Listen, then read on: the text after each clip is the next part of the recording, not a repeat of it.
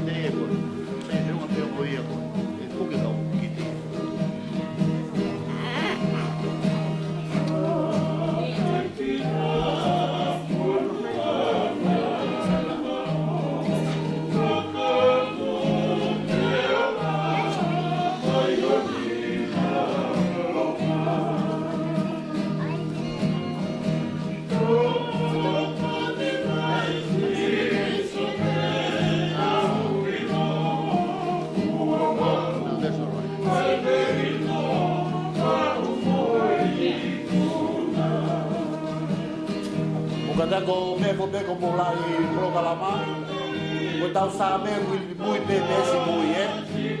Então vai voltar.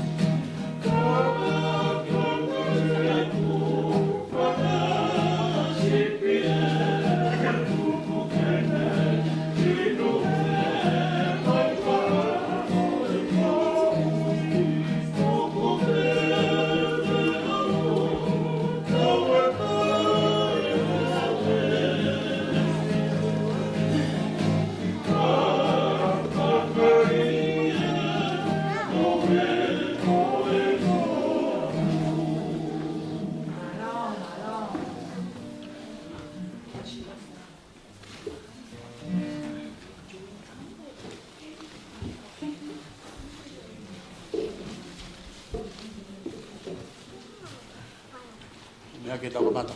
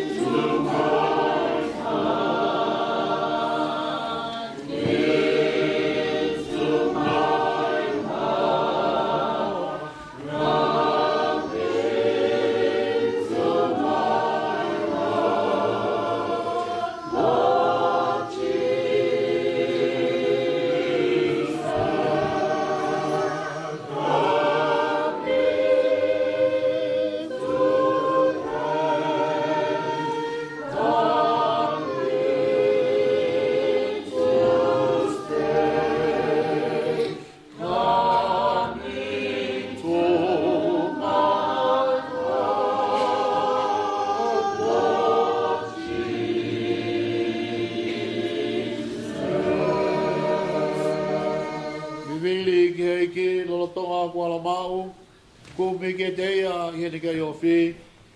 Hawa mautou ko tō pēu whi kaia mo whi noa. Omi o inu taha paanga pe taha to tongi. Eki tū mua ke hoko e leha mutu me moi whakaukau loto. Ko inse nisi ku pāna kakala ki a whio ai a whiona. I wā whatamai moi aro me moi lau mari e man oni e meni. Por falahi me ka mata ke tau lotu pe po tau hu ke tau eiki. O yono ke au mahiwa o himi ke tau hiwa. Ana no hiwa o himi mo me aha ke tau hiwa. O kukumi e he eiki ai whana ma ana. Ia. Tau kina tolu ke whaiha makanga. Rea tuu e me tohi a hama hima ai kolo kana katoa eiki sewa. Oh,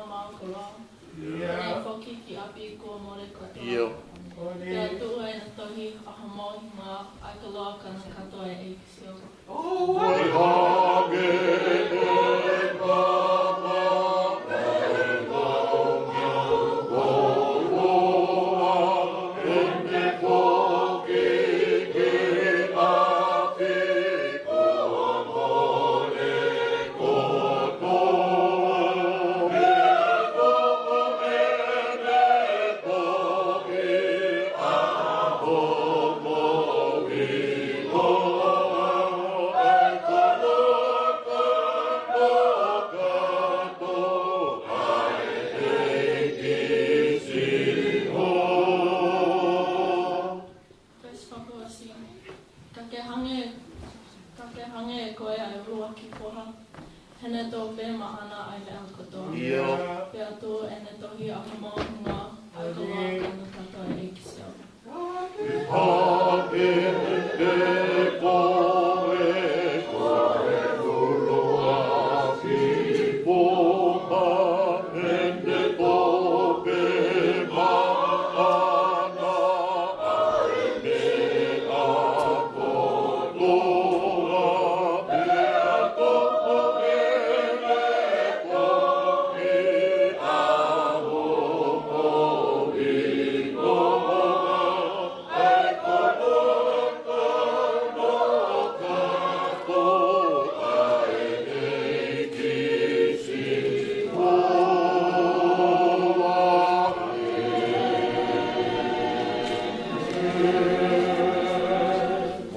Ke tau lotu. Tui o taimi mo i taniti. Tu mau puno watu ki a fiona. Ai a fiona, to sa tai si hova, ela eloha ai a fiona. I he kamata anga na iai ai a fiona. I he lolo toa o kuke i heni. A bongi bongi ke pā ngalu. E ke ia i pē a Fiona. A Fiona koe tanga koe otoa. Nai kai ke ngauhi, ka koe otoa nai whakatupu mai. E a Fiona, koe muni walu. Pea koe au niu, i he mea moi, pea koe universo mau iai. A Fiona koe otoa talu mua. Tā mai o ko wikai ke iai katoe whapai wae. Koe a Fiona ko ke tū tō tāpe. Ai a Fiona, ko koe a tamai o mau eki ko sisu klaisi. Pea mau lau mono mo lau tā puaki. Ko koe, o ko kei hoko me ko mau otua o au ke ahon. Nā lotu ki a Fiona e mau kai kui mua. Kau mau kei whawhetai, pēo mau kei whapapau, mau kei whiri pēra Fiona, ke hoko, koe o tua ka ring mau tō. Lau mono mo lau tā pōki i he whetū la ani. Tōnga e mau wakai, kei tū holoa ke ofa mo hotauhi whapalok teni si. Lau ai ke mau wakai, ke mau mata, mea whaofo, ke mau mata, mea tau whewa. Koe uhi pe koe hoko e a Fiona. Koe kapiteni pa koe kapasa fulau. I e waka hosi e si. Whapetai ki a Fiona. Koe ngā ka wau ilo whapapau. Koe mau mōi nei pau ke mate tai kata. Ka ko mau tai maare a ngā koe hifo a sisu Christ. O ne tō ho mau tūma koe ang hala. Pea kalu se whai e kolosi pena e tala noa, ai toi palo pita koe pao ngahi mamahi, pe mo pao ngahi mahaki, nai tutuki whakatahi e pe mo kalaisi e kolosi. Pea ko hai ai hareo e tai whia i Hawani. Ko ngā ko mau ilo, neo ngona mau pau ki he matega whawhetai, o ki ai ha mau whainga marie, ke mau sio ke wheitu ko ke whanonga atu o teu teu pe matega mau dolu. Malo e ki hofa. Whawhetai ko ngā ko mau tūta ki he ulaki au hono ua o e nimai mahi nāpea koe whakaoa. Koe mau moui ane a whin e nofo i he tai loa. Pea au hangeku whepare kina ki mau tolu e kaua fulau e hala whanonga ka whawhetai. Tā mai o kuke kei wakape. Pe mi e tau kohirina e mau wakai ki he hau ai whiri pe moe mahaki watu tāmaki koeni e funga o e universi. Pea ku kā mui ai ki mau tolu kai whawhetai koe wana kai ke tuku pe nofo mau pe kui ke mohe ai fofonga e atona e ku mboni a e whau e tala noa ku whai e Fakame. ko hongo foi fo nga ko ke lava ke na tumau ia taibi ko nga be ke na siofia ngai fenga ta o ku amana ki hoko ke de mau tolu malo mo eki ai ofa dai fili manako malo mo ofa ta la via te ko nga ko folo ko mau piki ki ai pe ko ne tala mai ke de mau tolu ka pau de mau taria ya fiona ke mau mai mo we tala mai mu ke fakanga loki ai mau hia kuma hia mau patua hia mau tala wo hia mau botsias o tala mai o ku kai te ke toi mana tua pe mau tui ko mau fa fetai anga ai ho ko ni pawa do la ngi mo gloria ko nga ko kai hala ki mau tolu Fata tau ki mau tolu, i hoa whio mai pa mau tamutu a tō. Koe koto whari e ria mooni, e mau moui, e mau hanga tu ki a whiona, koe maa ni o niange whau. Kai whawhetai koe winga, koe mau ngai whainga tā ia, pe koe ngahi anga hala koe mau whia. Tā mai, e fufuru ia ke maa, i he tāta au e lani, tā mere pa pata ila, kā koe tāta au kalaisi.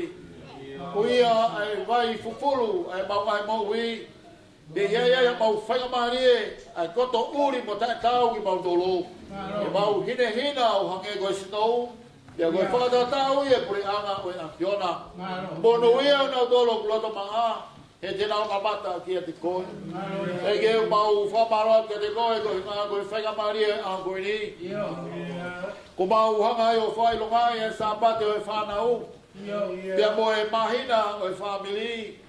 Pia o mau heni ke mau whanongo, i he talano mo ui, ai whanau ke tek mau tolu au koeni. Kai ngata pe i ho o whao ki nau tolu ke nau whao ofa. Ai whotunga, o kai goia pe ke maa o nau lau mari e. Pia mono ia, o ku poni ai himi, o ku kumi he eiki, ai whanau maana. E ke mau hanga tu ke te koe pa moe loto whawheta lahi. I ao koe ni moro ngai whatongia o ku mau panatua. Ai si nau tongo toa pe o mana ke nau kau i ele soni e ao koe ni. Pe koe ha halau a vesi, pe koe hiwa, pe koe whatata. Ta mau tui o tua. Koe tā pua ke a te mau tolu pātu a. O ka mau te mau manata ku whai mai a Malanga mo oi. Pea matek mau tolu me mau whanau i a honi. E ke mau hanga atu ko hinga ko kinau tolu ko tō pe kwa kinau lapa mai. Ko hinga ko ngai whatongia. Nau tolu o ku toka vai mau nau sino e ngai whengata ia. A kinau tolu o ku ofikawa he fili na wai mau ui. Koe kinau lava o veteki e seini o e anga hala. Pea koe ke mau kau whata i a honi. E angwa te mau lotu. Ak nau tolu kuta goto, i he boe ngai whangata ia, i whare mahak. E wo ke whaulu atu ha mama ki a pōpula. E ke nau tolu ku he holo, e hala. Kau rie kina kotoa pega, i whawhetai. Koe ngā ku mau piki ki he sāme o au ni.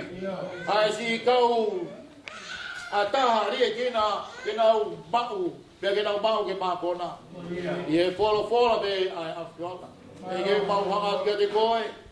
O ku foki mai maulo tō, o ngā koe tatai ki 5 kau malolo. Pē foki he se tuata whamawhai. E pē foki he se tuata o Siasi. Ka foki nau tōru kotoa pē kau mauna kanga. Ai kau Malanga me kau akonaki. Ai tala mō pa koe white pui, pa koe mau whanau.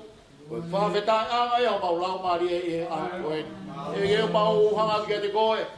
Koe winga koe ngā inga whawhatongi o au koe ni. Kai te mamau haiwi, hala malohi, koe poto, kore ke mamau. Tō me mua tua, hawe mea te mau whai i e hoani. Halea, whakaukau, hangaue. Tō mea tua, ke mau lopei ko tō beia ki a whiona. Kia tō mua ki mui, ho mau angai tangata. Kai tuku ke ha whotu ai a whiona, i he mau ngai mo ui he au koe. Pai tā me kina mai, ngai whatongia ko tō pe, i am se sini e honi.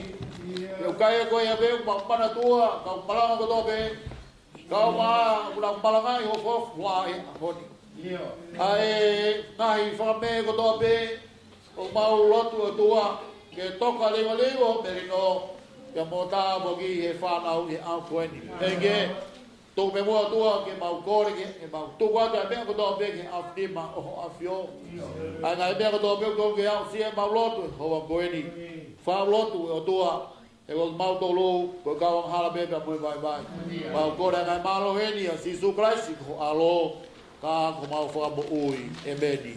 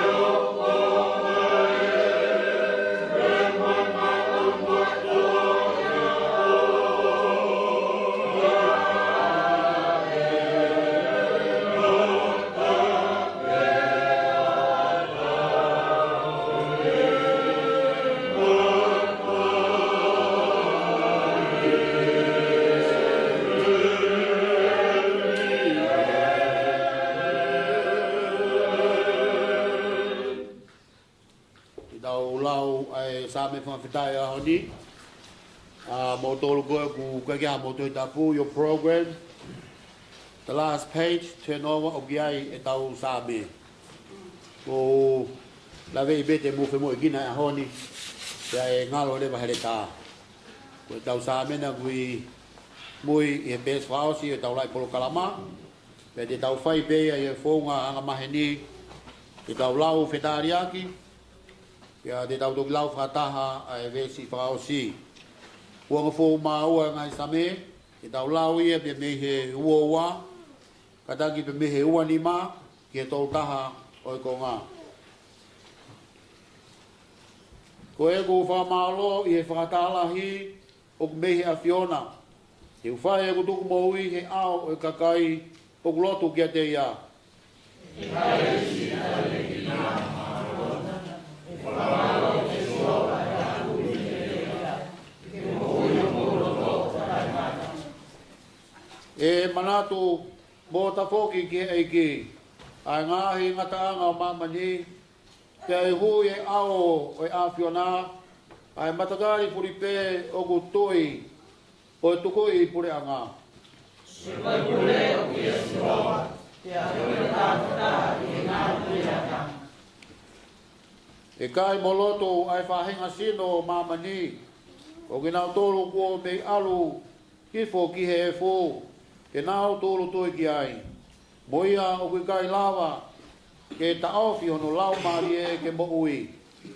E ai e mato te nāo tau ki ai, ke ai whakamato i tono tanana ue, ai mea o kaua ke ato nai.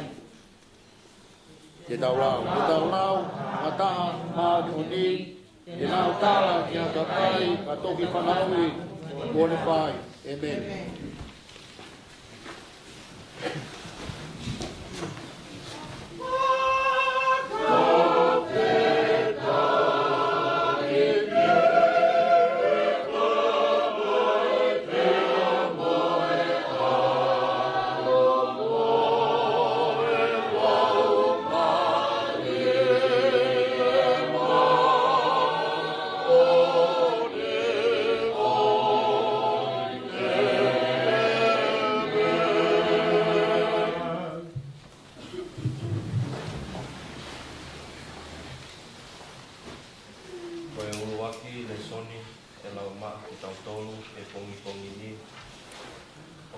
ia, e tohi, a ngāwe, wahe walu, e siwa ono, ki he whanoa, o ku pehe hono lau. Pea mea kia Filipe ha angelo a eiki, ono pehe tuku.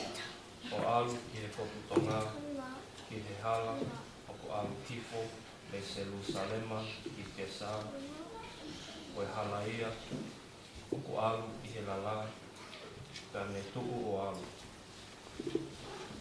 Pea tā na e iai, ma tā ule i te opea, koe tui, i unoke, koe minista, taritake, koe kuini, koe kakai i te opea, pea ana, ae koloa, kotoa, ko aluhake ia, ki Jerusalema, ke whai ene lotu, pea whiunga, mo ia, oku ne foki, pea ne nofo, i he ene salio te, o lau, ae tohi, ae palo fita, ko ae sea, pea folofola, ae lau maalie, ia Filipe, unu atu. O mo e saliote ko ia. Pea i he lele atu a Filipe na ane whanongo. Tā, oku ne lau, ae tohi, ae palo fita, ko ae sea, pea ne pehe, mahalo. Ka oku ke ilo ae uhinga, o e mea oku ke lau. Pea mea mai ia, o ilo whewhe. Tai hā, taha, kene whakohino i Ouau. Pea ne kole kia Filipe, kene heka mai kenono nofo. Pea koe potu, tohi na e lau koeni, na e taki ia, o hange, o hasipi, ke tamatei, pea hange, koe longo, a halami, i hono, ngaohi, e he tangata, o kune kosi. Na e te he, toku pē. Ai tae matangaki, hono fofonga, i he ene, ma ulaloa. Na e whakamalo hia, hono whakamao, pea e mā, whakamatala, e hai.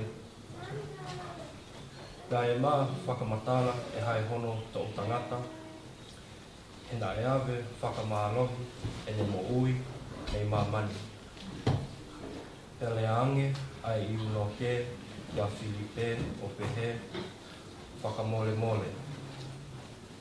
Ka ke tala mai, pea koe lea, eni ai pālo fita, kia hai, kia te ia, pe ki hā taha ke he, pea hanga a Filipe, o lea, o ka mata mei he potu, tohi ko ia, e ne malanga aki, a sisu kia te ia. Pea, i he ena whanonga, i he hala, na anao, i Hawaii, pea pehe, e he iuloke, e koe vai eni. Oku ia i hamea oku a ofi, i haku papitaiso, te tali e Filipe. Ka pau, te ke tuiaki, ai kotoa, holoto, te ke lava. Te ane tali o pehe.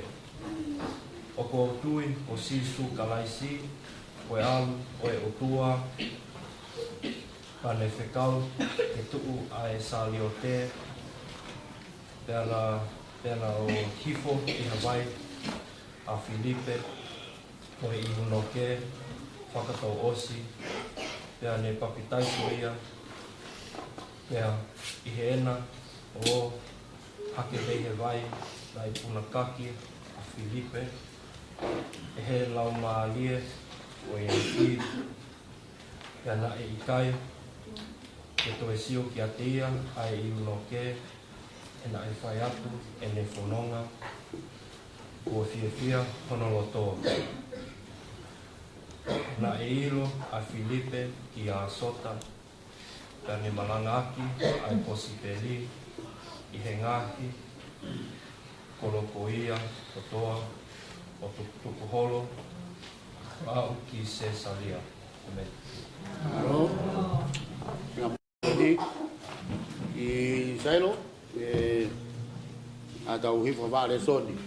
Alo. Pues bye.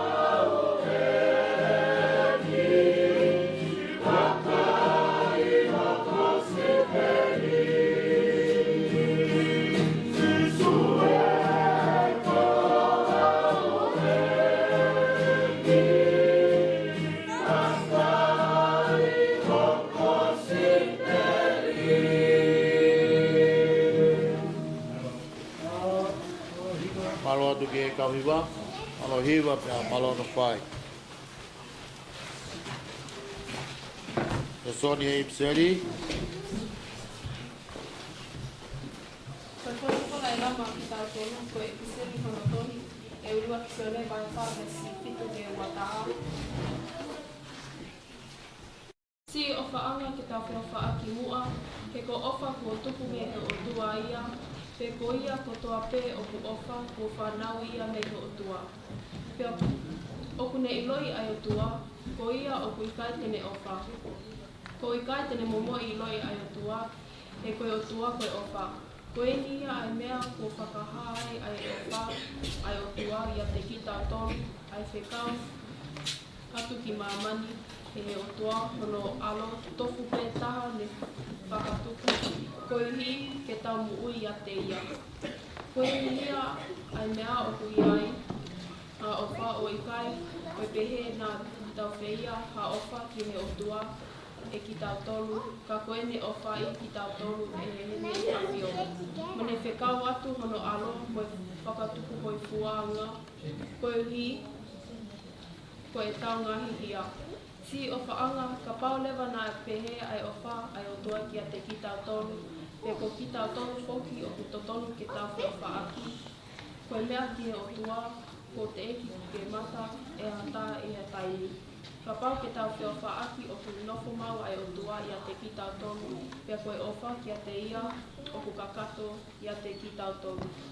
Koe ni ia ai mea o ku tau ilo ai, o ku tau nofo mau i e ene awhio, mo ene awhio i a te ki tau tolu.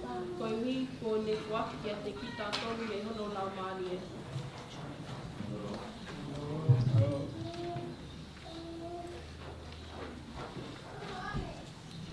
Pea ko māsio whia, pea o ku mau whakaha. Ko whakao mai e tamai hono alo mo o whakamoui o mamani. I longa a ia, ko ne whakamooni, ko sisu, koe alo o e o tua. O ku nofo mau ai o tua i a te ia, mo ia i he o tua. Pea ko ki tau tolu, ku tau ilo mooni. Pea ku tau tui ki e ofa ai o tua, i a te ki tau tolu. Koe o tua koe ofa, pea ko ia o ku nofo mau i he ofa, o ku ne nofo mau i he o tua. Pea o ku nofo mau ai o tua i a te ia. Koe mea koe ni, koe whakahauhawa o e kau a ofa mo ki tau tolu. A e ta lotolahi i he aho o e whakamau. He hange ko ene awhio a ana o ku pehe mo ki tau tolu i he mama koe ni. O ku ikai hamana wahe i a ofa, ne ka musi ai mana wahe. He oku iai hatautea i he mana wahe. Ka koea o ku mana wahe o te eki ke whakahauhawa ia i he ofa. O ku tau ofa e ki tau tolu. Koe uhi na e tō mua, ofa pehe ene awhio ki a te ki tau tolu. Ka pau e pehe e hataha o kua ofa ki he otua. Osi, o ku nei e hia ki hono toko ua. Koe loia. He koia o ku ikai tene ofa ki hono toko ua. A ia kua ne matai tala e hai o ku ne lava ke ofa ki he otua. A ia kua te eki ke ne matai. Pea koe ni ia ai tuutuuni o ku tau mau me he ene awhio ke ilonga a ia o ku ofa ki he otua. Ke ne ofa foki ki hono toko ua. Amen. Pake auto ia Malanga, pai tau hiwa tahi e, alo.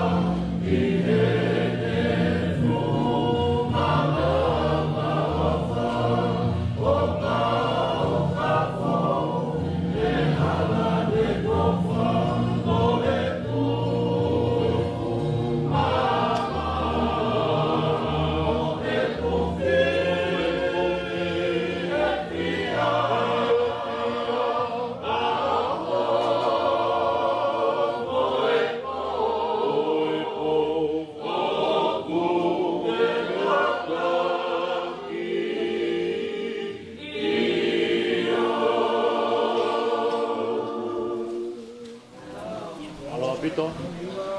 Kamaro atu ki e whaiwa. Kia mehe fōki e whanau. E hiwa whaopopa. O taulawe ai i Hawani. Aro.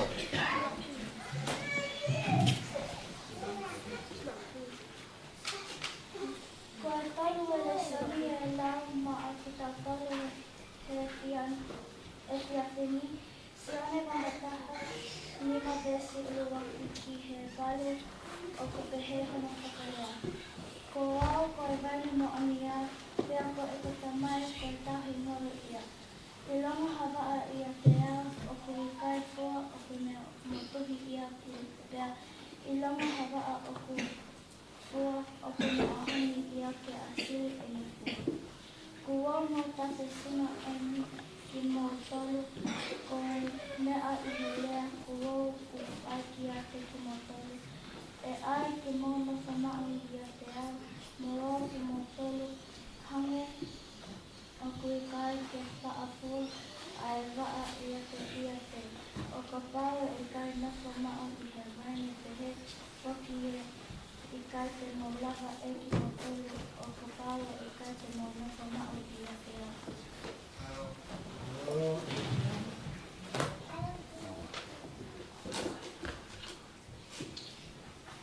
Ko ape koe pane ko kima tolu koe ngahi wa au. Ko ia o ku noko mau ia te au, mo ia te ia. O ku kua ngahi ai toko taha ko ia. He kamawai mo au, o ku ikai te mo paa kai hame a. Tai ai hataha nei i ka noko mau ia te au. Ne diaki atu hane ku koe wa ana. Pea ne mai. Pea o ku nakanaki ai ngahi mea te he. Nakanaki ai ngahi mea te he. O laku te he aki. Pea o ku pera. Ka pau te mo noko mau ia te au. Pea ka pau e noko mau e ku ngahi ia. Ia te kino tolu. Pea neona e koe hao te mo noko ia. Lokole. Pea kai ia te kino tolu. Koe mea korea, kua whakalangi mahia. Ai eku tamai koe uhi ke iku i homo whalahi. Noho mo ma tuaki hoku koe kau ako a aku. Aro. Mau be.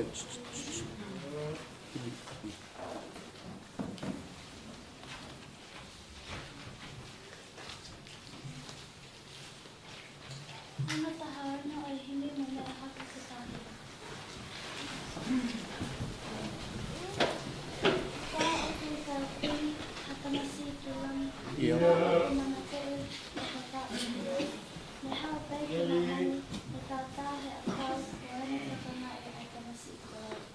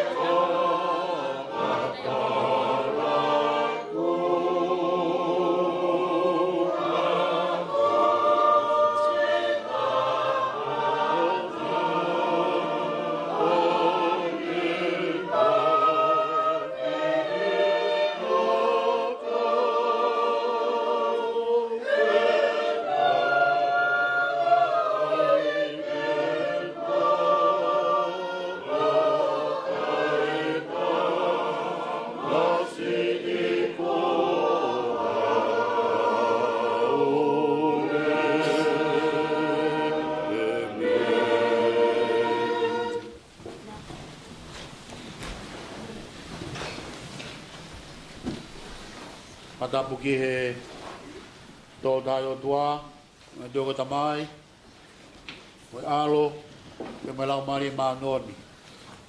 Matapuki he poto taboni, ko whai a hono fōu, me mono whata apui, e Malanga i ai, aine wholofola. Tapuki he whanau, ka mai whakamahopuna, o Ouau. Pare katoa lotu ka moe kafa matapure.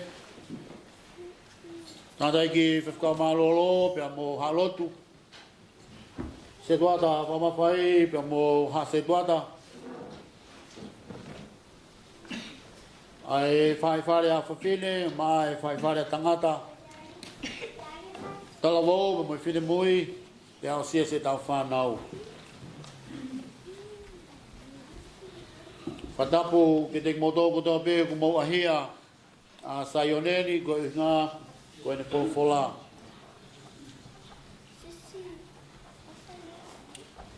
Ki mua ke whaia ki Malanga ko tō mua whawhtai ki he iki.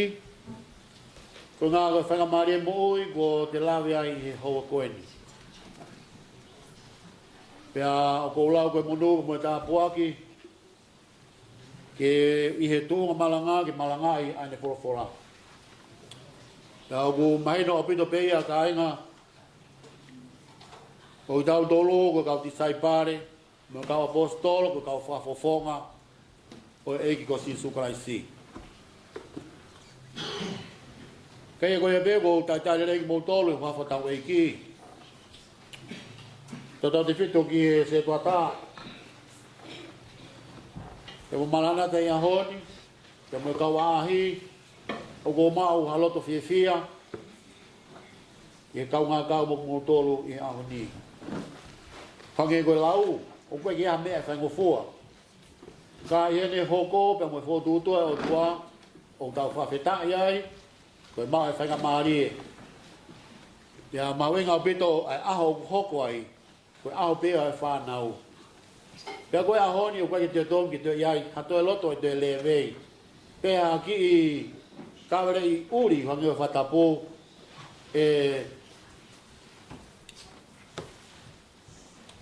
taawhia I ho tau ngai loto I honi o tau tui. Koe tāpua ki ai o tua, ki au whao ke tau wakai.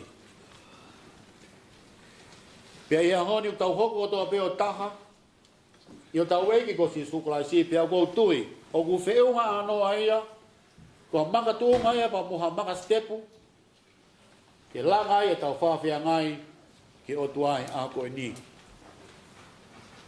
Whamaroa tu ke singai whae, tala hoa pite tau whanau I a honi. Pea koe ni a tahi ao, te nau whai te hai, te nau ngai te unga te nau tui. Pea koe mea koe koe White Sunday. Koe White Sunday, pure enclosed and pure in hearts. O kai koe pure enclosed and dirty in hearts. O mahino ka te au, mawenga, these two goes together. What is outside showing and what should be inside. We are to kids, we thank you for you looking so beautiful today and so handsome, of course. And those of you who had long hair yesterday and had long beard, you had a haircut, visit the barber, and also have a shave. So it's very good. Mawinga bedo ki he whanau, ki ke mau beo nau tūnga, e whanau I a honi. Ki mua ke whai a Malanga ko, kore whamore more, ko ngā koe re so ni pa me whanau, ma hendo pro ke de Englisi ia. Kai kai ke tuke waka, kai wha kakao. I'd like children, I'd like to look at this picture. I drew it myself. You know I wasn't one of my specialty at school. Ari, art. Okay. Who can read this? Yeah, I saw you smarting and you get like this. What is it? What does it say? Called salvation. Yes, yes. Okay. Can you see what this is? Look like someone's with a seed. That's right. I know that one picture speaks 1,000 words. So today, because it's your Sunday, you will take 10 minutes, and the oldest will take 10 minutes. So we'll be way over before 3 o'clock. Okay, can anyone tell me what this is?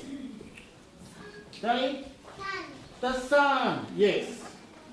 Can anyone tell me what the scribble is supposed to be? Rain. Yes? This is the cloud forming in the sky and gives rain. Okay? When it's hot and cold clash, it makes rain. So that's okay. All right. When it's raining over and shining through, yes? The seed. Yeah? You have a seed, this is a seed. And plant the seed, okay? So if you put the seed in the city or on the roof or in the lounge room, where do you put the seed? Underground, because this is supposed to be. This is supposed to be, I know. Next time we'll have a slide. And we'll go the professional way. All right. And because you have the sun and the rain and the seed in the ground, what would happen? It grows, of course. They say when the moon is full, that's the strongest time for the power for the universe to produce. Okay? All right. Just keep thinking. I will maybe ask you some question later. No. Oh, okay. Oh, no. Sorry, I've only got 3 pictures. Okay. What does this say? Huh? What? Okay. What is it supposed to be anyway? It's the wrong spelling. Yeah? Yes? And what does it say? I'm a true vine. I'm the true vine. Okay, this is supposed to be a great tree. I haven't seen one, but I thought I'll try to draw one. The scripture today in Gospel of, according to John, chapter 15, the main theme in this passage was stay connected to the vine. Stay connected to the vine. With you not connecting to the vine, what would happen? Yes. And what does the scripture say? Those they will cut and put in the... that's the fire. It's supposed to be a fire, a bonfire. Alright? Okay. Alright. The vine is an illustration of how God looked at Israelites. Alright. The scripture says, I am the dresser, the grower, the vineyard grower, okay, the owner. Jesus is the vine, and you and me are the branches, okay? If you could see, where do you bear fruit? In the branch, or on the body of the tree trunk. Come on, look at the pictures. Don't look at me. Look at the pictures. Okay. What does Bilyami think? He's pretty smart, this guy. The branches. Yeah, of course. That's why you are the branch, God, the Son, Jesus is the grape tree or the vine tree. Okay? This is supposed to be the Holy Spirit. This is not in the pictures, but in the passage. But I think these two work a very, very important role in growing. And I named it the Holy Spirit. When the Holy Spirit, the Son, bring down here, and also the rain, it gives life. It gives life to the tree. This is supposed to be Israelite. This is supposed to be Israel. We're not here yet because we're sinners. But when the life comes in and generates in the roots, it goes up here and it goes on to the branches. It not only leaves are very green and very healthy, it bears fruit. Today, God is the vine, is the tree, and you are the branches. You bear the fruit. Today, the scripture that we're going to talk about, verse 8, talks about God is happy being fruitful, you being fruitful. That's the whole idea of you being here, is to be fruitful. Fruitful means, one of the Galatians 5, 2 and 23, it talks about the fruit of the Spirit. So if you're the one that bear the fruit, you must be what? Healthy, right? It's because this is what God wants out of you. Not only to bear fruit, but the juice. If anyone wants to have it, you could have it and overflow to your neighbors. Okay. In our theme verse today, God has got a plan for you and you and you. Not only me or your parents, no. God has got a special plan and special deal for you. A very good deal. You must stick to the tree, because other from that you will be good for the fire only. For the umwa that don't walk. Right? I hate to see all of you next year. Oh, where are they? Oh, it's been don't walk. That's means that branch is being drawn out and chucked in the fire. But we want everybody to have fruit. That's the whole purpose of you being here. God is happy not only for you to bear fruit, but have abundantly fruit. Unimaginable rich in fruit. And everything that you do should be sweet and also be good for overflowing.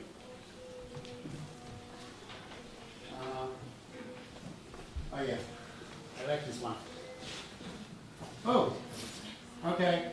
Another picture. What does it say? Okay.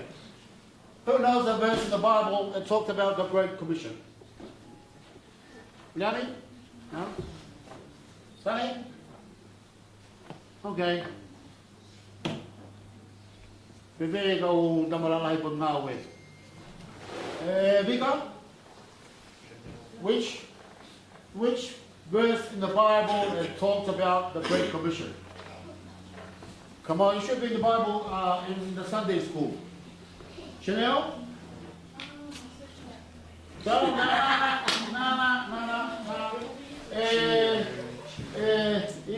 Sispa? I'm sorry, I'm not out. Oh, sorry, I thought you were smiling at me, I thought you got the answer. Oh, but that's all right, I love it. John chapter 15. Oh, yes. I'm talking about the Great Commission. Fekawahi Fratoma. Chanel, you looked it up in the thing, huh? What is it? Matthew 28, 19, and 20. Eh?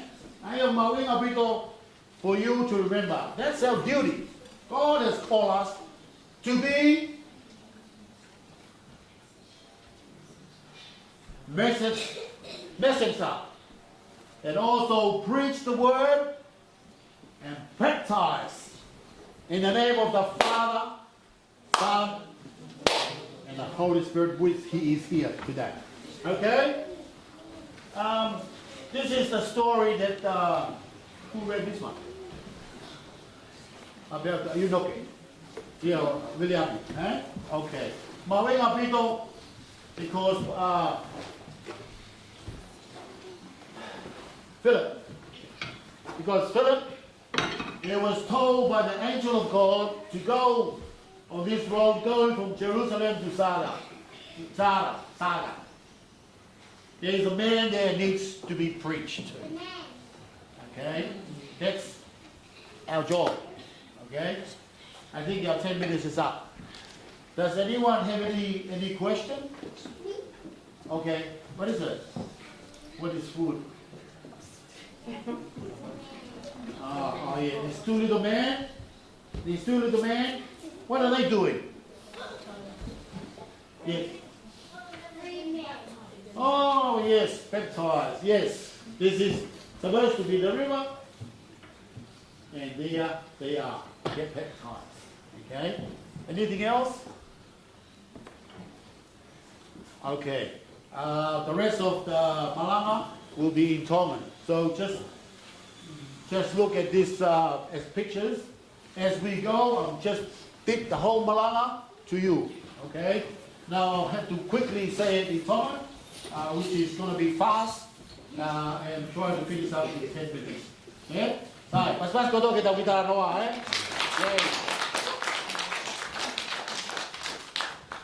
I'll just leave it here. So you know what your job should be. Okay. Not to be a basketball player, not to be a rugby player, but a preacher. Like me. Kavenga ko ves Malanga o ke mau ke fai mea tau ki popo no. O ko to ia me sione vai tani ma ves no balu. Ko mea ko ia ko falang langi ia e tamai. Ko hi ke mo wiku ho mo fualahi. Mo matu aki hoko ko e ku kawako a aku. Ko kawako a aku. Kavenga ko tau moa atua ke te koe. O ko waka vai ni ke ki konga tolu ko nga ke no fo be ki e tau Malanga.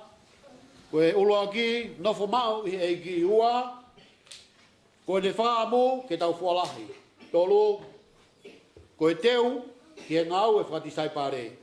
O ki te kaua kia pa mo Great Commission pe ko fikau lahi mati wa walu vesta hiwa pa mo tawa mo vesi wanoa ko wige wa sina tau whanongo ai ke tala noa sipi he ai mauinga ia sione vai hongo fulu pe mauinga pito te tau tolu ke tau hanga o ke mohanga meai pe ke tau sio ke te fitoi whakau kau o ku whenga a sione ke ne hanga o hunuaki mai ke te tau tolu koe a honi o ku tala noa e folfola you must stay apart to the vine o ku kai ke ia mo ui e mawahe pe me he fuwai ne e iai hata puaki i kai ko mea be uhogo ko e tuusi koe o ri ki he awhi o hangi ko whakatapu mawinga koe ki tau ilo i he mawinga ka te tau tolu ke tau nofo mau o hangi ko e nofo mau a sisu kraisi pe mo tamai mawinga pe te tau tolu ke tau hanga ilo i o ku hange ku pehe kau skola to lahi te fitoi whakakau kau kani a sione tahani ma hange ka te au kune hanga uni ka atoa ko speri o sisu kraisi no hiki tohi sione koe winga me ke tau sio koau koe vai ne ku mau inga o ka pau te tau fua ko pau ke tau pipiki ke sino pia koe fu vai ne o sio ke tala noa ia mere mo maata pe mo sisu i pe tani ai mau inga koe ke tau stay connect ka mo toi tapu ka mo folfola mau inga me te tau tolu he pe maata sisu ke mere ku ka ke tokanga mai ke teu ke tokanga mai ke teu e tau mea tokoni ke pe sisu mata kai te ke ilo e mea kulelei ko mere ku tangutu whanongo ke folfola ko folfola ku pau ke iaia tau va hofi o tau tolu pe mo o tua he ko e folfola ana ko pau he kai te tau sio ke folfola pe kai te tau mau moiro me folfola o gai bea taha hoko mai ai o gute mau mo i kita pe me he lau mari o te bolo ko me au fe mau ke tau fa mama o be me ai o mau inga pito ke te tau tolu ai me ko na fai e maata e mere ko ne nofo ke tari ai ngai fekau pe mo ngai tutuoni ko obi pe me lau mari ke mo fofonga o eiki hanga wana ulawe ki ai mau inga ko o tau CP pa mo ne CP ke iloi ai mea ku tono no ai tau hi pe fa mama CP pa tai mo tono no wa CP pe fa mama tau hi o ku kai ko mea ke hoko e tau hi pa mo ne CP ko na tau tui pe a ko to pe tau tui ko to a ko to pe ko sia foi e ki foi fa ki bon manu ang fa tapu ai fa fu kosi ko no fu mo nga fa fu tui alu ki mui o kai na lava tuki o kai na lava aka o tau tui pe a ke a pen pato pe ke ni nimo pe a wai ke pe kia o ma wenga ka te tau tolu ke kau tau hi tau te fito ke tau hi pe mo fa sipi ke tau hanga i lo tau fatongia ke tau fai ke tau hi pe mo fatongia tau ke fai ke sipi ma wenga pe te tau tolu i he talanoa o toi palo fita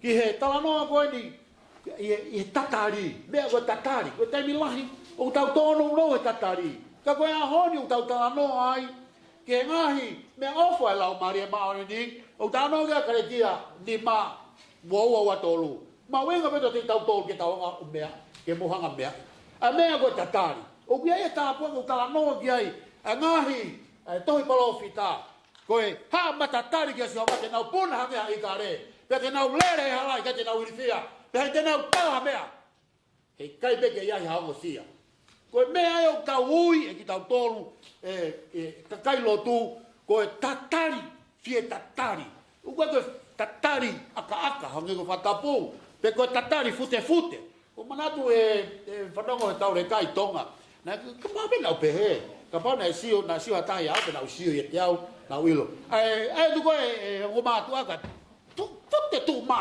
fute tu mau pe te liri tu mau pe o fia mau he ahoni ke tau mama ko mi ni o tau ilo ya me ko tatari ko tai me o tua perfect timing tai me o tua o tonu tai me o tua o lelei ko tu fia pe ku hanga wai ki tau tolu ke tau moi falau mari sino ka moi atamai konga hono wa kono tewi konga hono wa ko fa amu ke tau fualahi ko te sto fa kau e tokanga relacion he aoni you must abide in the vine I am the vine wow ko vine ko pau ke no mau e te au ka pau ke te ke mama me te au o ko kai te ke malava ko ha mea o ko kai te ke malava ko ha mea te ai ele te he o mauinga pe te tau dolu ke tau no fo mau e fu vaine ko ne mau ai fua ko mauinga te tau dolu ka pau te to ha ngoe ke fua ke hau ke utu tau o wola ka pau te walu ke nga we o mauinga ke fai nga we o ke ai whakaukau ko pehe ko kukilanga pe ko mea whawhamiri ko mea ia o pau ke tau sio ki he ola o ku pau ke tau sio ki he ola ko ia pau ke whangatangata ko he ola ko ia o ku tae whangatangata abundantly ha mea ku lahi ha mea bea ku hulu ko mea ia ku whemau he o tua kia te koe bea mau inga peto te tau tolu ka pau rewa o ku whemau ke tau fua o talamai e vesi hono ni maa no fumau he fuwaine o te ke mawahe be fuwaine o te ke alatu heka me a he ke fa fu ia me he a ko pau ke iloto a o te alo lau mai me tua a he kai ke fa fu ia ai ma wenga me te tau tolu ko tau ngau ko fa ke fua there is a fruit the fruit ko ya get to succeed in everything me ko to be ku fai tete Mui he mea ku te whai, kai orewa pe ku te mau haola, koe ola ko ia, o ku tokanga ki ai konga koe ni. Pea utala mai rewa, kai tia wai ni maa wesu, koe fuane lau maria maa no ni, koe fuane utau talanoa ki ai au ni. Neo ko utau talanoa ki ngai mea whatua sino, ka o ku uhinga ia, ki e fwoi talanoa ko nu whai he apostolo. Ku pau ke iai e ofa ia te koe, ki whangata, pau ki ai. Pau ke iai ai merino, pau ke iai ai fia, o pau ke iai ai moko, anga totonu, anga falala, anga manaki, anga whakamau. Pea i kai rewa ke ngatai o kutau nofo rewa ke mahino, ko kutau tolu o kutau ihe vaine. Tā mai rewa, he ipserika te kutau tolu. Ka pau rewa ku ke tā mai ke te au, o ku ke ofa ki hotua. Ka ku ke whea ko kaunga api, ka ke te anu toi whakatonga i lele ia, o kuke loi.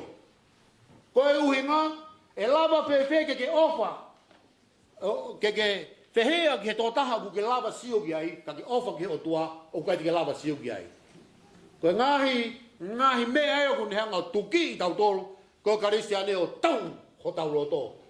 Pea tui mauinga ke tau lavea, ke unga ke tau lava ke tau, ke mō wakai, pe ke tau hanga o iloi, koe whiuinga ia, ka moe tau mua ai o tua, ke te tau tolu.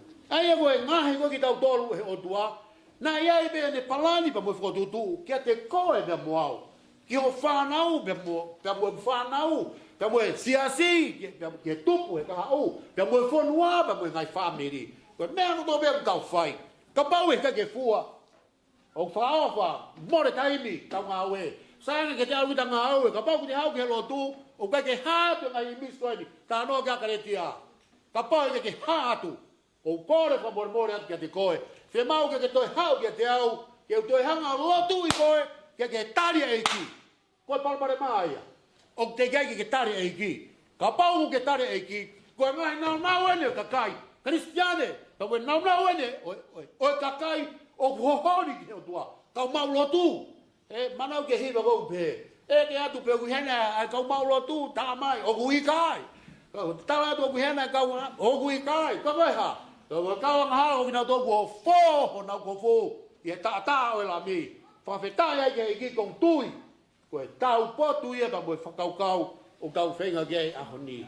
Ko Great Commission ai go na tau ta no ke nai ke ta va ke ta ha. Ye fe kau la hi. Ma wenga pino. Tala noa, tohi ngā ue, lolo tonga be nofo a Paula, Filipe, o ku talaangi he angelo, alu, he hala koe a ku whakatau e ki mala. Koe ki hame mau i mala, koe mala koe mate ia, toafa tangi, tae mau ha fia maari e, toafa koe iau koe ki hame maui, ka koe ha, efu be ke mahino, Ko hono whaka uhinga mai ka te tau tolu. Ai ka kai u alu whakatau ki mala. Ko alu pe ki ai, o kai ki eha mai, kai ki eha mo ui, o kai ki ha mea mo ui ai. Ko mate kua pau. Ko whakakau ia, honi. O ku tokanga mai ki ai, ai o tua he konga hon tolu. Ko teu i koe ka mo au, ke fua. Mau e ngahi ere meniti ko ia. O fua e lau maari e, os, peha. Tangu tuai, o whai ai whamawhana, whai uhinga. Whai uhinga horo, kau whai whekau, whai ai hono tāpara sia ka kai koe, unau whenga ke mo ui, i kai. Ka koe ha, o ku tokanga mai e wholwhola e au ni e kupo no tolu. I e konga hono tolu. Ko ki tau tolu, mau tolu, whanau, you are made for a purpose. Nga iei, ai uhinga na ngai ai koe. Pea koe uhinga ko ia, ke fua, no whmai o tua, fua. Pea koe fua ko ia, pea mau inga ke aru ki mamani. Ka noa e whekaurahi, o Malanga e wholawhola, ngau he kakai, o kai koe ngauhi o ngahe whama, te koe ngauhi a koe whae i kai. Pe mau ke ngau he kakai, ke mo oi ho nau lau maari e. Pea ha, pea papitai se ki nau tole wawhata mai aro pe mo lau maari e maanoni.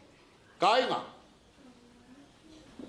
koe ahoni, koe tau mua, ka mue kawenga Malanga, o gia e ai whotutu, ka mue palani whamoia o tua kia te koe. Ka pau tike ki tari e ki. O kai ka hau whakakata. Koe mea e mau i hene ai, pau ku lahi o angahala, bea lahi o lau kia hai, muhai. O kui ai beki whakamaari e ke hau pe tānoa, pe alawa pe, ke ka whai halotu ke tari e ki. He koe ka kai ku nau tari e ki, o kai nau te whamau lau, kai nau te kape, o kai nau te aka. Mea wato pe tari, ka mue fie maari, he koe anu inga. Koe uhinga, he koe taimia o tua, o ku pau. Kia te koe, pia muau. Koe palani kia te tau tolo, o kiai pe aho, talanoa kiai, ai tata Malanga, o kiai pe aho, ke whanaui, pe o kiai aho, ke pekia. Mea kotoa pe, o kiai pe, ai taimi mamaha o tua, ke te tau tolo. Koia, kai ngai hoa koe. O kou whaamu, ke hoko tau whanau, ko kakai, ko whanau, pe nau wake o lalahi, mau hanga o le rei, pia nau mau hanga ngai whaamiri, pia ke nau fua. I kai e pa anga, kai fua i urunga anga. O wha, meri no, wha kātaki, anga moko, kātaki, mo ha fua mea kotoa. Ai fua lau maari, au whe mau.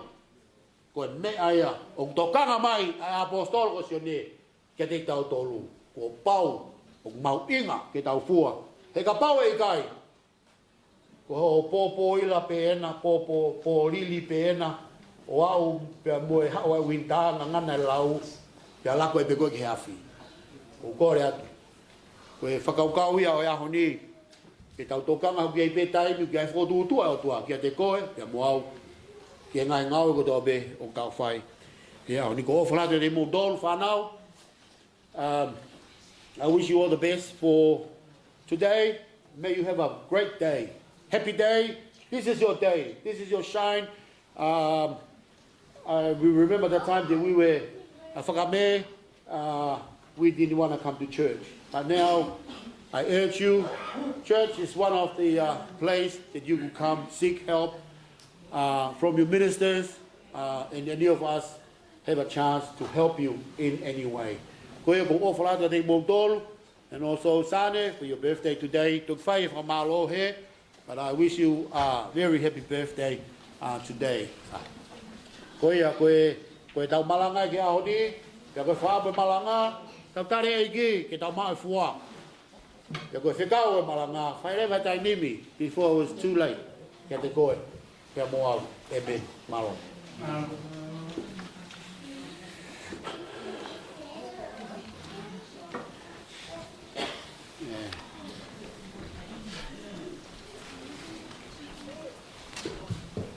That's it.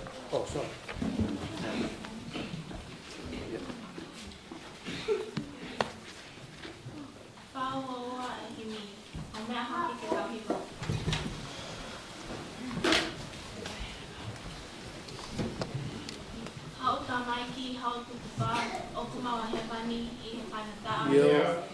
Oa te malota si, ko eiki o tau tene toko nii, laka o e pia, laka hiva pia. Ki ho o tuku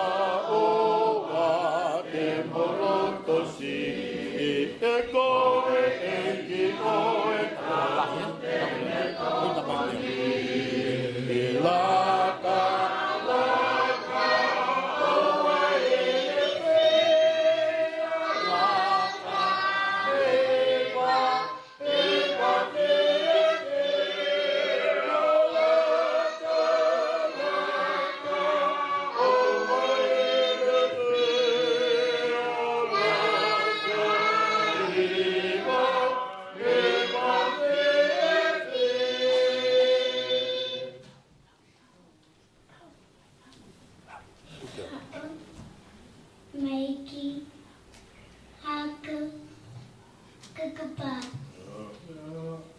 Hingga ke VJJ. Amen. La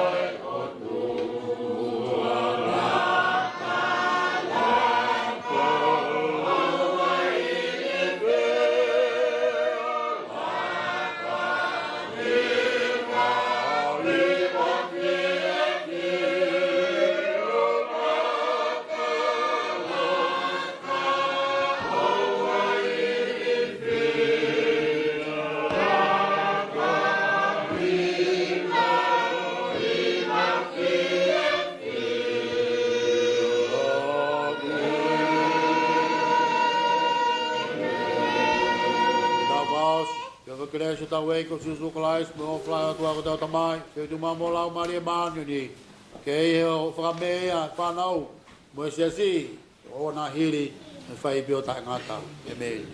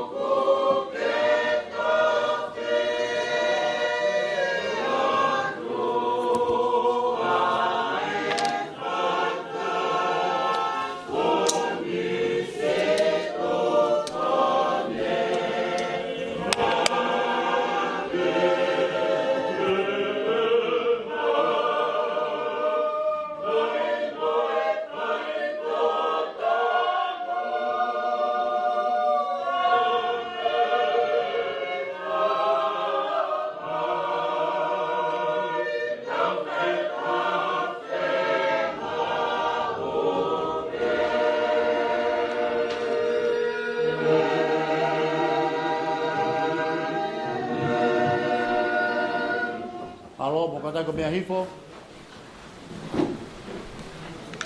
Kore whamore atu pe, koe ngā koe kutu pe ne tau Fakame, kiri pe koe e tau Malanga, te tau taloa hanga tonu ai pe, ke kātoa ngā Fakame pe aho ni.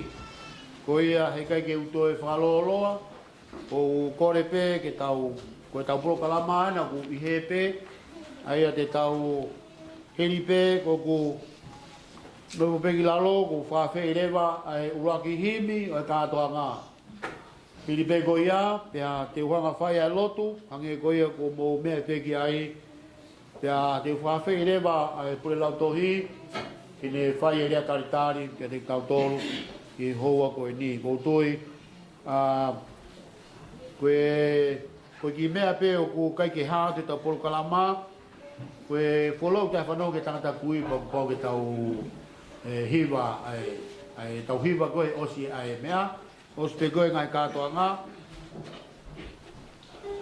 pea e whai rewa ai hiwa koe hiwa koe a Malanga koe hiwa whaosi osi te koe a te tau himi a te tau keresi hangi koe ko lau ko tui pe na u hanga peo wha estimeti koe tolu te tau osi ai ka ku fu mari hanga lau mari fa loloa ki tau tolu pe ku mone lau por fula o te hanga ufi lau mari toku ke fa fonu ki tau tolu ki hoa ko iri ka ta le ki mo tolu nge ko la ka ta ki mo Malanga ka ki lau mari o tua ki fa ta pingin ki tau tolu e ka to ga mo ui a pe mo tau fa nau i ta ko ini malo pito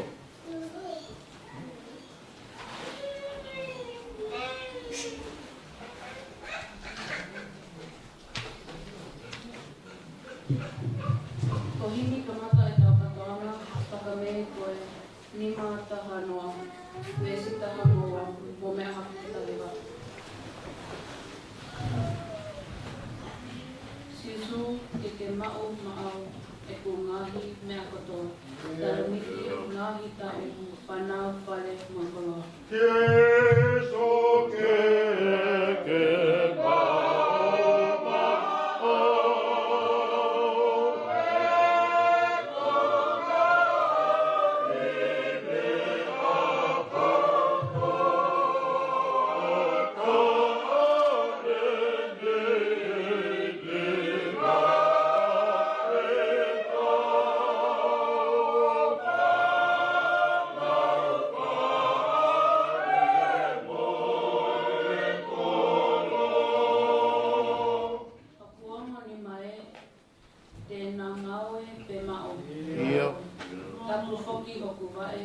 Ke nā whai pe ho whekau.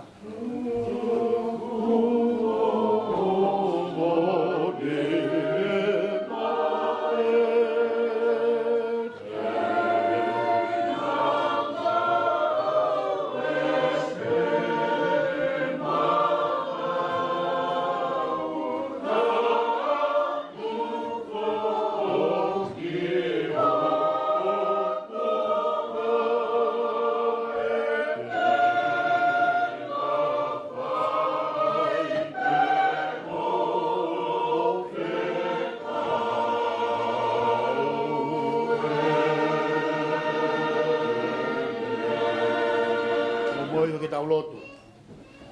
Tua mafi koe mau tamai whaewane a Fiona. Ai a Fiona koe tamai moe alo me moe lau mari e maa oi. O mau walolo i he malu ho whare tapu. O mau i ho whanga o taha. Ko e ngā beo ko tātoanga. A tuku mo ui. Ai whanau i he hoa koe ni.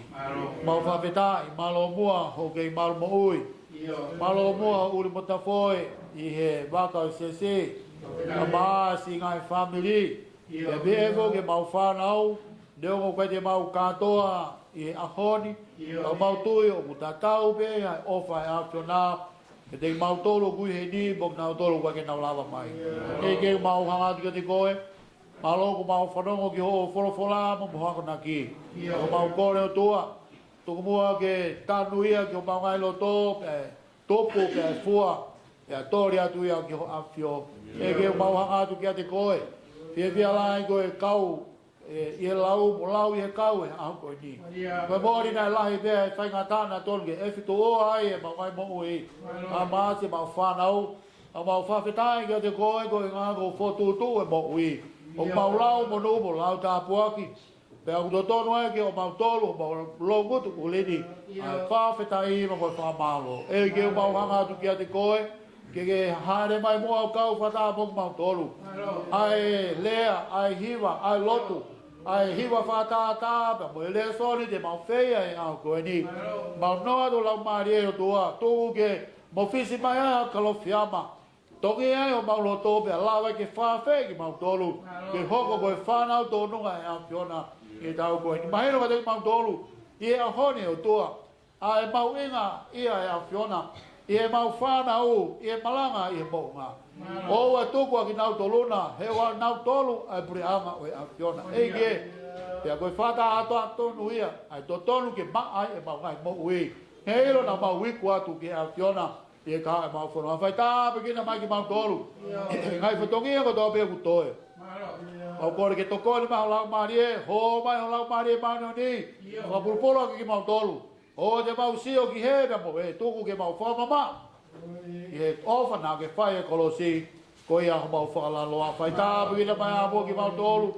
Tuku mau whuaka te mau ngai mo ui ke mea ngā ke a whiona neo ke mau tai kau. Mau kore tongai malo he ni a sisu Christ ne kia koki mau toka mau ka lotu. Pe ke mau rea ko tō pe he. Mau ta mai he wane. Ka mau whapu. Ia ko mai o pure. Whawhina ngalo. Angi e koe he langi. Ia befo ki maa mani. Whaka mai anga ni a mau mea kai ki a tai. Whamure mole mau mai a kaa. Angi e koe mau whamure mole nau tolu fua beo mua mai. Ia ore whahua mau tō ki hai tahi. Whakin mau tō mea whiri. E ko ai pure. Moe malo. Moe koloria. O tai ngata. Pea tai ngata. E meni. Malo bito.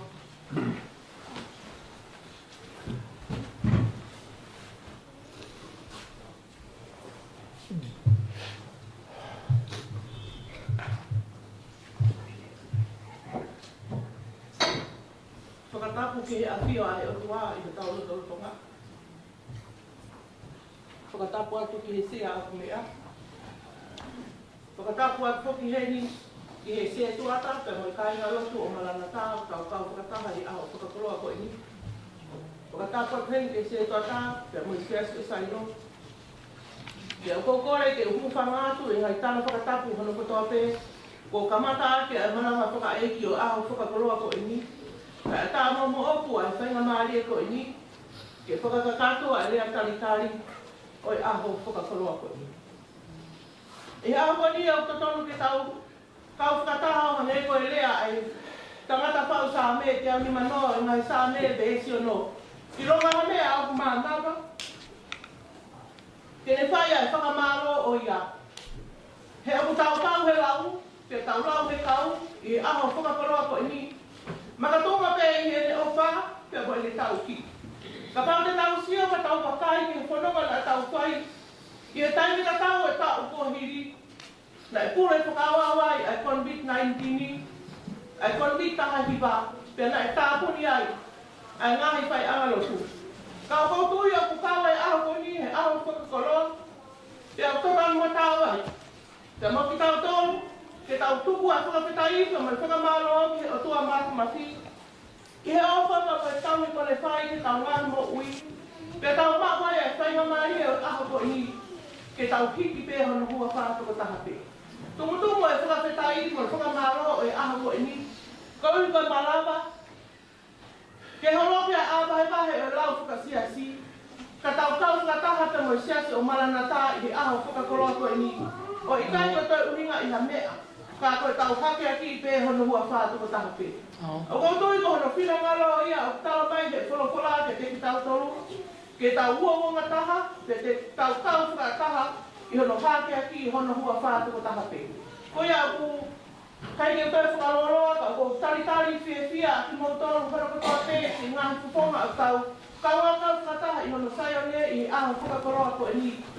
Tari rei a ki mautoro i hono hua whātu. Pea o kou kore pē i kano lau mari e ke ne hifo mai o ne kauta mo ki tau tolu i he kātonga Fakame o amanaki ki tau whakahoko. Ko ia e kai ke o toi whakaroroa ka tau hoko atu mālo. Alo. Porque punake que homa vese taha.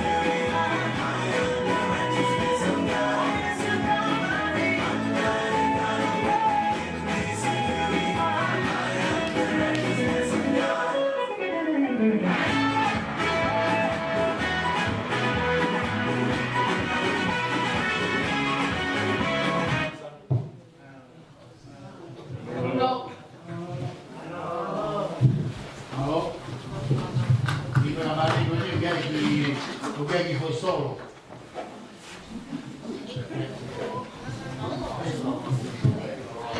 My sunshine, you are my sunshine.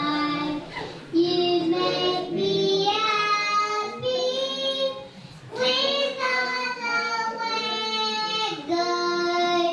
You never tell me how much I love you. Please don't take my sunshine away.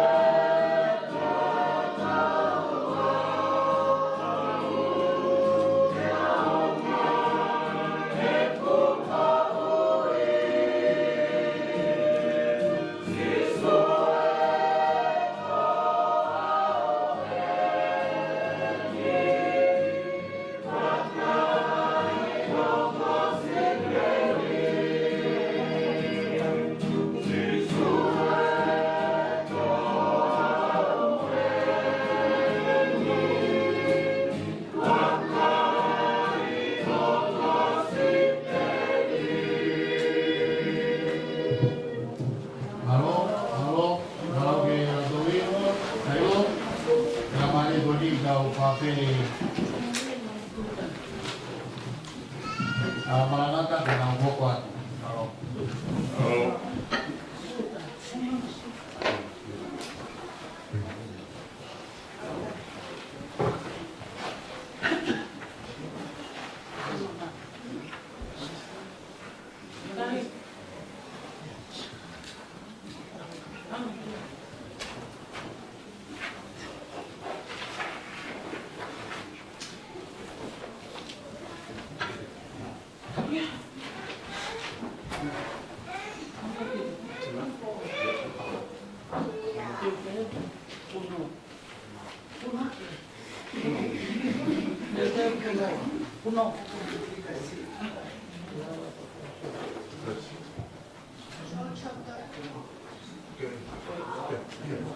John chapter 3 verse 16.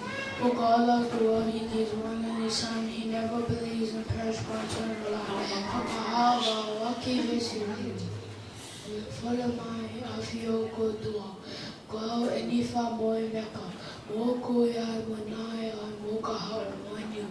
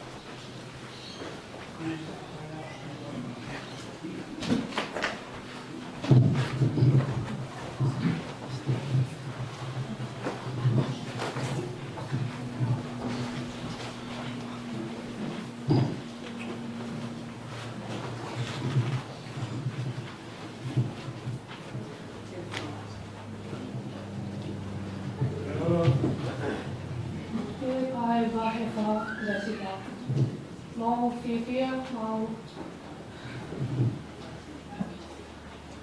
Taipei, Pihe iki,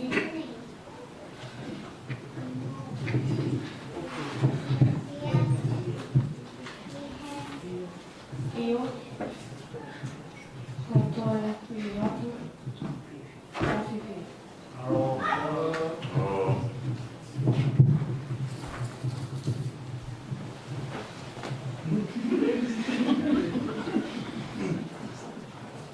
Same uotolo verse uluaki kooku tauhi sola e kai delisi.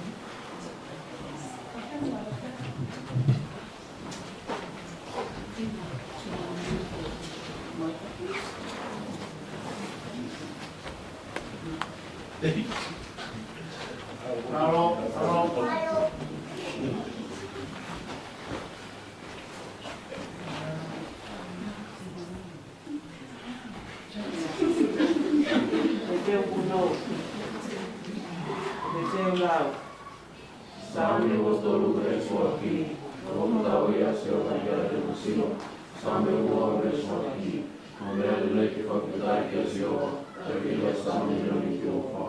Alo lepe ka furu reswaki, o ka puakapua ko whiwhi ama he tamai, ka ko tamahare ka whakamamai ki e whae. Alo lepe noa reswaki, o waini ka tamtama lia, tamahare ka tamahare, ilama tā kori ki ai kai poto. Ma te waini ma resto ki ni ma, Unui ako kuri nōru kumansiwa nama malie, Kauna toa kurama he wani. Unui ako kuri nōru kumansiwa, Waki mōne kumato. Unui ako kuri nōru kumataki, Tau manoto e kuruma. Awe kai waki reswalu, Kai mo mapea malo, Kai whala mare maani ka timoto. Kai mo pako mo oni, Kai sesalo mape, Kai sikio pato mo sonio.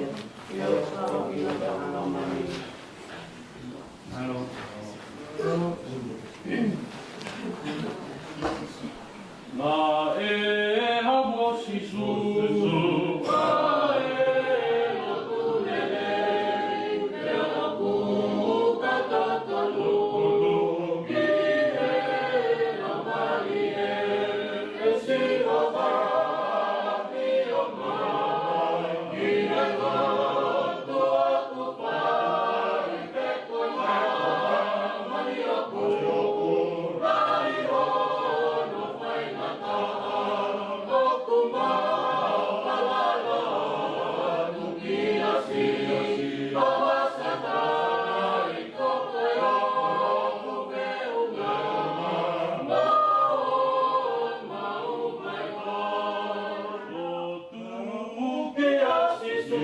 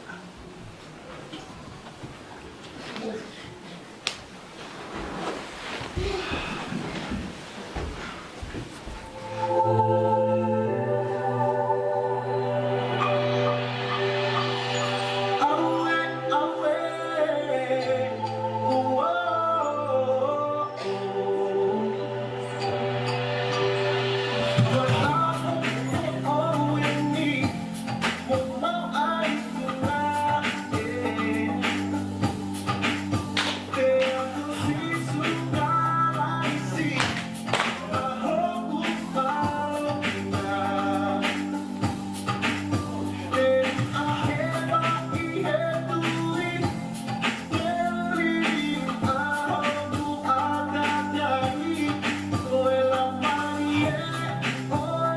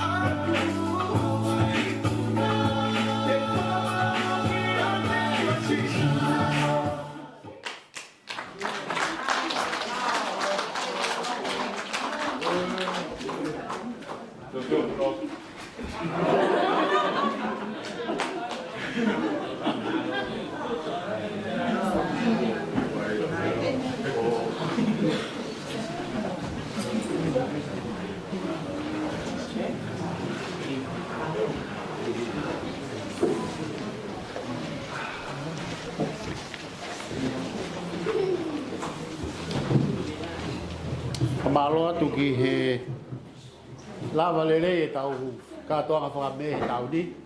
Pea hange ko lau tike peke tau tō mui. Pea koutui e whanau, ko e whakakoloa ni ahoni, pe pe fuke singai mātua.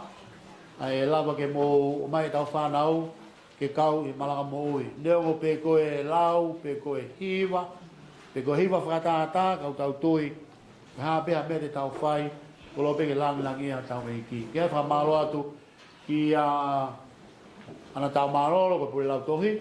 Kia pehe fo ki siutaisa pakleata, ko pule lau tohi. Ka pau koe atunga ni Fakame ko toa pe, ko tui, o totonu pe ia ko ngā koe aha o maa. Me tuke ka pau te tau whakauhinga, me ai au, me ai aku. Ko ko whatau ma pe ko kua. Mau ma pe ke tau concentrate on the positive side of things. O mau inga pita. Ko tui, ko ahoni o kutau pe mo ia. Te au kia whamalo atu ko ngā koe mo lototo ke tau kau whatahi hoani, ko tui pe eke holo e pure pe ko whee mo tolu. Ita lai ka patalangi ko ia ngare soni.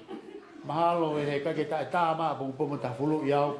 Pe ko hea mea ko hanga ui ui mai mo tolu.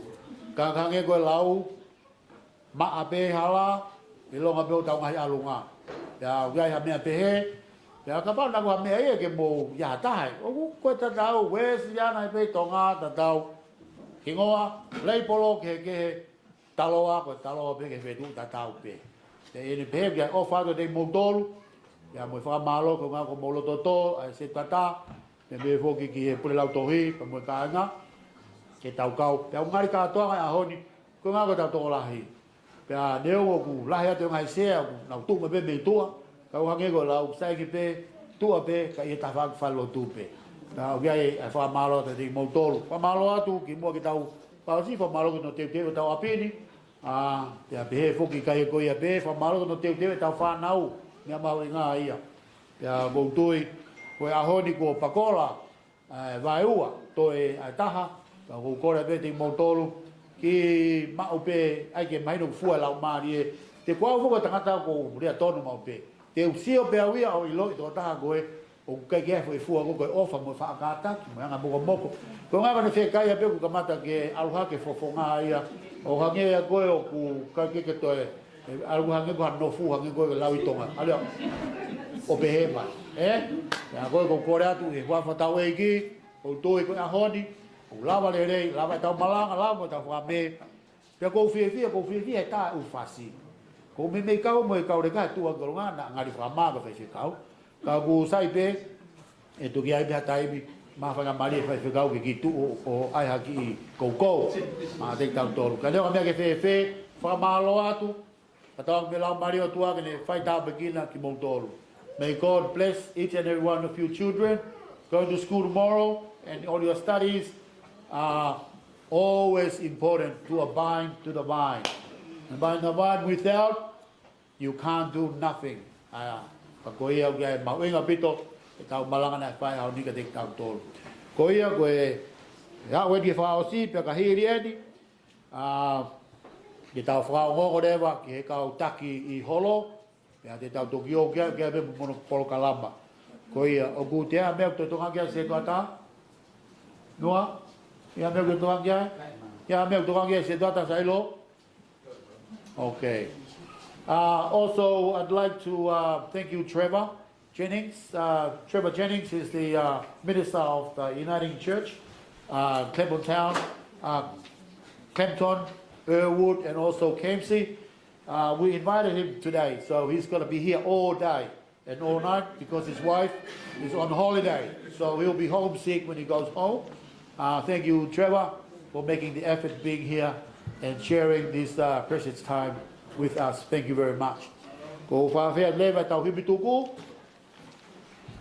Tanga maari e pe. Spela rewa e tau Ia ko tau vesi pe tahai. Okay. How tu he. Ya, hanga ki mua. O me hake tau hiwa.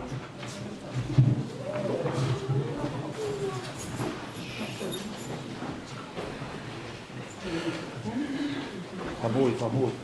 Ia.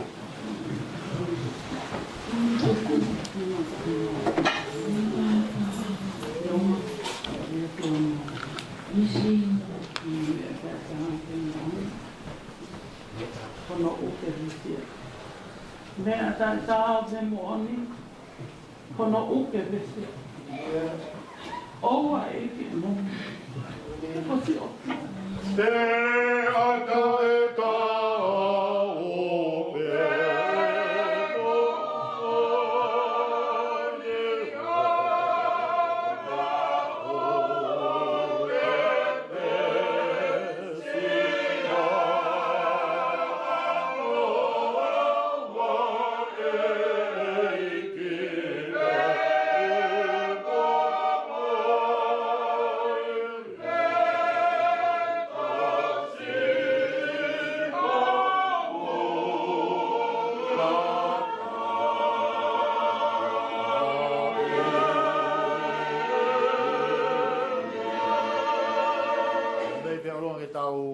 Tuku mau whawheta I lahi au pito atu o tua ko I kuna ka whakawha ko mau whea I whatani lawa mau whanongo ke o wholawhola manu ngai hako naki lawa mau wakai ke mau whanau pe malanga mo uia a koe whawheta I atu kia te goe malo mua o to whahala ai ngai mea na I kai ke lawa I he whawhonga I tangata o ku lawa be e a Fiona mau whamala tika te koe ko ngata angai e ngawe e whia whini Pai tā pekina mai si mau whanau, e nau a ko, e nau mo ui, wai hala tala wou mo whina mui.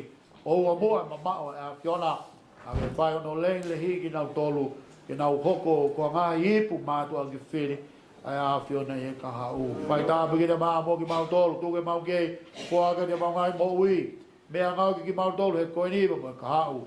E kreso tau eki mo i ofa atua, mo whina lau maari e maa oni, Kia te tau tōlu ia, I he whewheni o nā hiri, whai pio tā ngata. Amen. Ngā ro.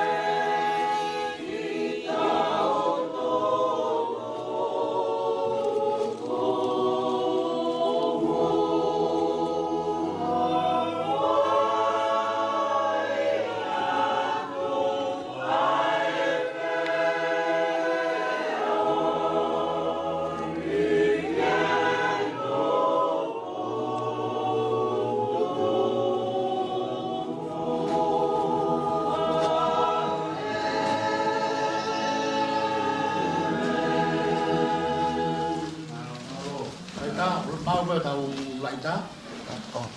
So video. Okay. Ai, leo ke mo vai tau lulu I tua. Flow.